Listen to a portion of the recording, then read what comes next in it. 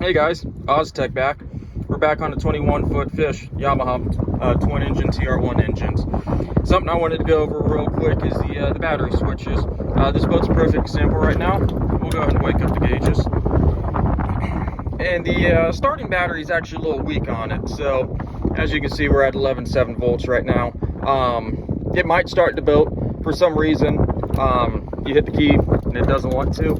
Or it's trying to, it's just turning over real slow. Come on back to your battery switches. You got the yellow guy here.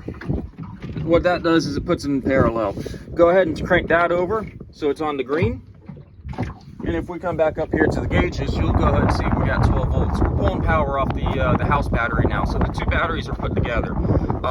Get it running, everything, get that battery replaced.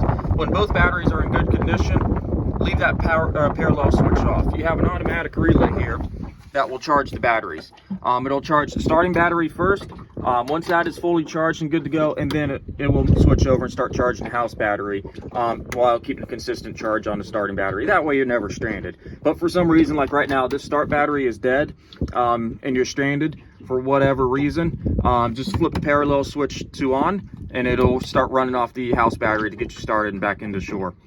So, tip of the day from Oztech.